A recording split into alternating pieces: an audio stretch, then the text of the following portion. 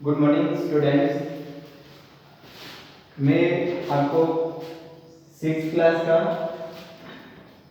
Subject है science second part chapter 3 का second part start करवा रहा हूँ। सेकंड पार्ट पदार्थों के गुण से। पदार्थों के गुण से सेकंड पार्ट है। पदार्थों के गुण, सभी पदार्थों के गुण कैसे रहते हैं? अलग अलग रहते हैं। सभी पदार्थों के गुण कैसे अलग अलग रहते हैं?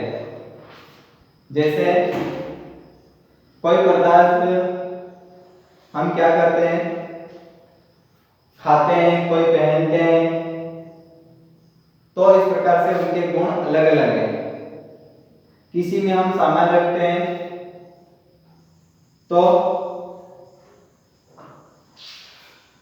तो किसी न किसी रूप में इसका उपयोग और आकार के आधार पर ये अलग अलग होते हैं। पदार्थों में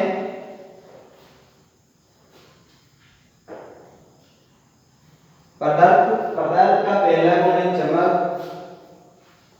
तो चमक देखेंगे, चमक यहाँ पे चमक, कुछ पदार्थ ऐसे होते हैं जो चमकीले होते हैं, चमकदार होते हैं। उनमें कौन कौन से वस्तुएं आती हैं? सोना, चांदी, हीरा, मोती, चूड़ी। ये आपने देखा होगा कितने चमकीले होते हैं, देखा ना, कितने चमकदार होते हैं। लेकिन कोई वस्तुएं ऐसी रहती है जिसका उपयोग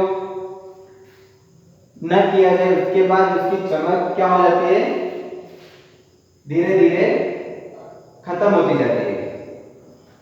कोई लोहा, उस पर जंग लग जाती है तो उसकी जो चमक रहती है वह धीरे धीरे क्या हो जाएगी? नष्ट हो जाएगी। इस प्रकार से इसमें धूल मिट्टी ये लग जाता है तो उसमें चमक दिखाई नहीं देती है। उसमें पीतल, तांबा, लोहा ये सब आते हैं। जैसे सोना कैसा रहता है? पीला, तो चांदी सफेद, कोयले का रंग काला, तो लोहा मटमैला सा होता है। सोना चांदी में चमक होती है तो ये लकड़ी में चमक नहीं होती। अब चमक समझ में आया कौन कौन सी वस्तुएं जो चमकदार रहती हैं और उनका उपयोग न किया करने पर वह उसकी जो चमक रहती है वह नष्ट हो जाती है। अब कठोरता आता है। कोई वस्तुएं कैसी रहती है? कठोर रहती है। पत्थर, लकड़ी, लोहा, ये वस्तुएं कैसी रहती है? कठोर रहती है। इसमें चांदी भी आ जाता है, तांबा भी आ जाता है। ये वस्तुएं कैसी रहती है? कठोर रहती है। पदार्थों का दूसरा गुण क्या होता है? कठोरता। कुछ पदार्थ कठोर होते हैं जिन्हें आसानी से तोड़ा नहीं जा सकता। जिन्हें आसानी से तोड़ा नहीं जा सकता। पत्थर को आप आसानी से नहीं तोड़ पाओगे, लोहा को आसानी से नहीं तोड़ पाओगे, तांबा को, इस प्रकार से। लेकिन कोई पदार्थ ऐसे भी होते हैं जो कोमल होते हैं, जिन्हें आसानी से तोड़ा जा सकता है। इनमें क्या आता है? रबर, मोम, खड़िया, चाक, ये कोमल होते हैं, इनको आसानी से तोड़ा जा सकता है। अब पदार्थों में विलयता,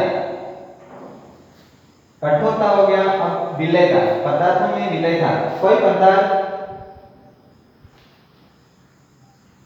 देखेंगे, कुछ पदार्थ अन्य पदार्थों में घुलकर समांगी मिश्रण बना लेते हैं। कुछ पदार्थ ऐसे होते हैं जो अन्य पदार्थों में मिलकर उनके जैसा मिश्रण बना लेते हैं। जैसे आप नमक को पानी में मिलाकर देखोगे तो नमक और पानी में कोई डिफरेंस, कोई अंतर दिखाई देगा क्या? तो ये क्या हो गया? मिश्रित हो गया पानी में। नमक जल में क्या है? विलय है। शक्कर को भी आप चीनी को पानी के साथ मिलाओगे तो वह भी पानी में घुल जाता है। जिस पदार्थ में विलेय पदार्थ घुल जाते हैं उसको विलायक कहते हैं। विलेय पदार्थ यानी नमक और नमक, चीनी, ये विलेय पदार्थ है और इसको विलायक यानी पानी में जब आप मिलाओगे तो यह क्या हो जाएगा, घुल जाता है। किसी विलेय पदार्थ के विलायक पदार्थ में घुलने पर जो समांगी मिश्रण बना या प्राप्त होता है उसे विलयन कहते हैं। उसे क्या कहते हैं, पानी, नमक और पानी मिलकर क्या हो जाता है, पानी हो जाता है ना, तो क्या हो गया, विलयन। इसी प्रकार जब चीनी को पानी में घोला जाता है तो शरबत प्राप्त होता है जिसे पानी में विलयन कहते हैं। चीनी को विलेय पदार्थ एवं पानी को विलायक कहते हैं। चीनी या नमक को क्या बोलते हैं हम, विलेय पदार्थ बोलते हैं। विलेय पदार्थ ये क्या हो जाता है, पानी में घुल जाता है, ये विलायक और ये विलायक, मतलब इसमें घुल जाता है और इन दोनों से क्या बन जाता है, विलयन बन जाता है। विलयन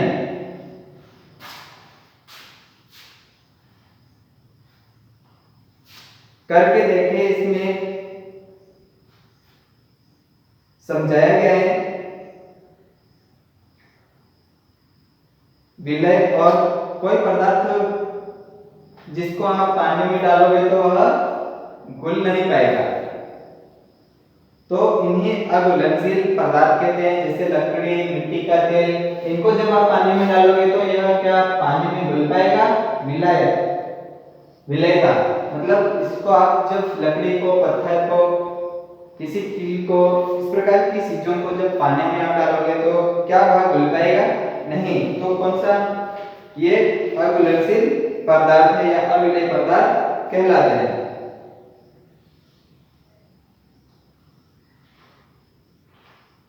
देखेंगे अब विसरण, पदार्थ का चौथा गुण विसरण। जब आप शाही की एक बूंद को गिलास में पानी भरा हुआ उसमें डालोगे तो वह धीरे धीरे घुलेगी। तो यह क्या कहलाता है, विसरण। मोमबत्ती को कमरे में जलाने पर उसकी सुगंध बहुत तेजी से फैल जाती है और अगरबत्ती को भी आप जब कमरे में जलाओगे तो उसकी सुगंध बहुत ही जल्दी से कमरे में फैल जाती है। सभी ठोसों व द्रवों में विसरण नहीं होता। ऐसे पदार्थ जिनका विसरण नहीं होता वे अविसरित पदार्थ कहलाते हैं। कुछ ठोस और कुछ द्रव पदार्थ रहते हैं, उनका विसरण नहीं होता है और ये पदार्थ क्या कहलाते हैं, विसरण यानी वे जल्दी से नहीं फैल पाते हैं, तो अविसरित पदार्थ कहलाते हैं। गैसों में फैलने व अंत मिश्रण की प्राकृतिक प्रवृत्ति पाई जाती है, इसी गुण को विसरण कहते हैं। गैसों के अणु दूर दूर होते हैं, इसलिए इनमें विसरण की क्रिया तीव्र गति से होती है। यही कारण है कि अगरबत्ती की सुगंध बहुत तेजी से फैलती है। क्या विसरण कैसे होता है, गैसों के अणु दूर दूर तक होते हैं, इसलिए उनमें विसरण की क्रिया बहुत तेजी से या तीव्र गति से हो जाती है। इसी कारण अगरबत्ती को जब आप जलाओगे तो उसकी सुगंध जल्दी से पूरे कमरे में फैल जाती है। द्रवों की विसरण गति गैसों से कम होती है। द्रव पदार्थों की विसरण गति गैसों से कम होती है। ठोस के अणु आपस में अधिक घनिष्ठ होते हैं, इसलिए ठोसों में विसरण की क्रिया बहुत धीमी होती है। अब पढ़ेंगे पारदर्शिता। कोई ऐसा पदार्थ जिनके आर पार आसानी से देखा जा सकता है उसे क्या बोलते हैं? पारदर्शी पदार्थ कहते हैं। ऐसा पदार्थ कोई ऐसी वस्तु जिनके आर पार आसानी से देखा जा सकता है। कोई कांच का गिलास हम लेते हैं, उसमें पानी भरा हुआ रहता है। जब आप उसको एक साइड से दूसरी साइड देखोगे तो कांच का गिलास, बाकी रंगीन गिलास भी नहीं, तो इसको आप आसानी से इधर उधर इसके दूसरे छोर तक आसानी से देख सकोगे। इसको क्या बोलते हैं? पारदर्शिता। जैसे शीशा, कुछ तरह के प्लास्टिक के गिलास, कांच के गिलास इसमें आते हैं। ऐसे पदार्थ जिनके आर पार नहीं देखा जा सकता है उसे अपारदर्शी कहते हैं।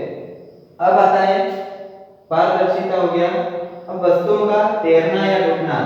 वस्तुओं का जल में तैरना। कोई वस्तु जब आप जल में डालोगे तो वह तैरती है और कोई डूब जाती है। तैरने वाली वस्तुएं, लकड़ी को जब आप पानी में डालोगे तो वह तैरेगी, और पत्थर या खीर और कोई चीजें ऐसी रहती है जिसको आप पानी में डालोगे तो वह डूब जाती है। इसमें कांच भी रहता है, ये डूब जाता है।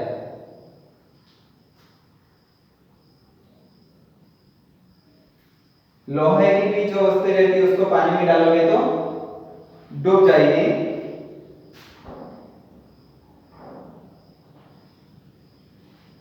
अब आता है पारभासी वस्तुएं। कागज का एक टुकड़ा लेते हैं और उसके ऊपर तेल की कुछ बूंदें डालने पर उसको जब आप मोमबत्ती के पास ले जाकर देखोगे तो आपको कैसा दिखाई देगा? धुंधला सा दिखाई देगा।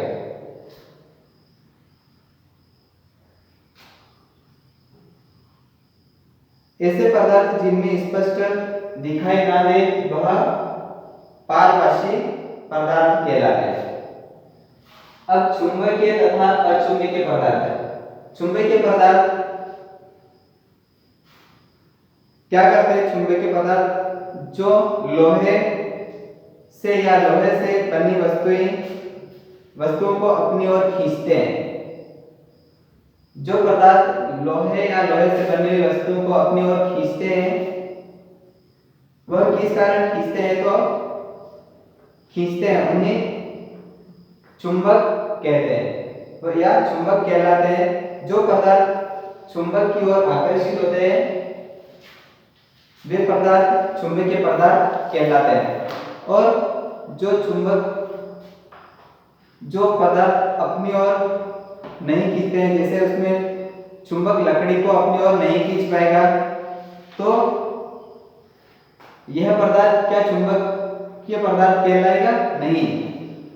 मेज पर रखी आलपिन, पेंसिल, रबर प्रकार, जब आप इसको चुंबक के निकट ले जाओगे तो लोहे से बनी वस्तु ही इसको आकर्षित करेगी। रबर, पेंसिल वगैरह इसको अपनी ओर नहीं खींच पाएगी। तो जो चुंबक को अपनी ओर आकर्षित करते हैं वे पदार्थ चुंबकीय पदार्थ कहलाते हैं। चुंबक को जब गर्म कर आप करोगे तो इसका चुंबकीय प्रभाव रहता है वह नष्ट हो जाता है। अब पदार्थों के निर्माण की मौलिक इकाई। एक चाक या कोयले का टुकड़ा, इसे तोड़कर टुकड़ों में विभाजित करेंगे हम और उसको धीरे धीरे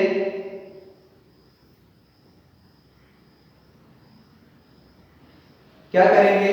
हर टुकड़े में पदार्थ के गुण विद्यमान रहते हैं और इसको जब आप धीरे धीरे पीसना स्टार्ट करोगे तो वह क्या बन जाता है? पाउडर बन जाता है। चौक को छोटे छोटे टुकड़ों में तोड़कर और जब आप इसको पीसोगे फिर से तो यह पाउडर बन जाता है। कोयले को भी इसी प्रकार जब आप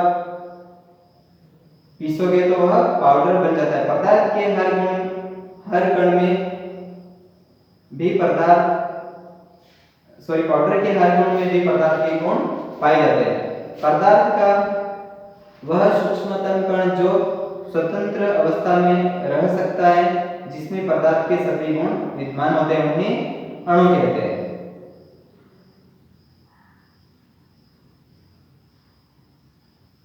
किसी तत्व अथवा यौगिक के सभी अणु एक समान होते हैं, परंतु किन्हीं दो तत्वों या यौगिकों के अणु भिन्न होते हैं। किसी तत्व का वह सूक्ष्मतम कण जो स्वतंत्र अवस्था में नहीं रह सकता परंतु रासायनिक अभिक्रिया में भाग लेता है, उसे क्या बोलते हैं? परमाणु। किसी तत्व का वह सूक्ष्मतम कण जो स्वतंत्र अवस्था में स्वतंत्र अवस्था में नहीं रह सकता परंतु रासायनिक क्रिया में भाग लेता है, उसे परमाणु कहते हैं। अब तत्व, यौगिक और मिश्रण की जानकारी। पदार्थ तत्व का वह मूल रूप है जिसे किसी क्रिया द्वारा अन्य पदार्थों में विभाजित नहीं किया जा सकता। जिसे किसी क्रिया द्वारा सरल पदार्थों में विभाजित नहीं किया जा सकता तत्व कहलाता है। किसी तत्व में उपस्थित समस्त अणु या परमाणु समान गुण वाले होते हैं, जैसे लोहा, तांबा, सल्फर, हाइड्रोजन, ऑक्सीजन आदि। अब यौगिक दो या दो से अधिक निश्चित अनुपात में मिलकर यौगिकों का निर्माण होता है, जैसे हाइड्रोजन के दो अणु और हाइड्रोजन के दो परमाणु ऑक्सीजन के एक अणु मिलकर क्या बनता है? जल के एक अणु का निर्माण होता है। यौगिक के गुण उसके अवयवी तत्वों के गुण से भिन्न होते हैं। अब मिश्रण है, दो या दो से अधिक तत्व या यौगिक अनिश्चित अनुपात में मिलकर मिश्रण का निर्माण करते हैं। मिश्रण में अवयवी तत्वों या यौगिकों के गुण विद्यमान रहते हैं, जैसे मैंने यहाँ पे विलेयता का भी आपको बताया था। इसमें जब चीनी को पानी के साथ मिलाओगे तो मिश्रण बन जाता है। क्या प्राप्त होता है? हमें शरबत प्राप्त होता है। तो क्या डेफिनेशन हो गई? मिश्रण की परिभाषा बन जाती है।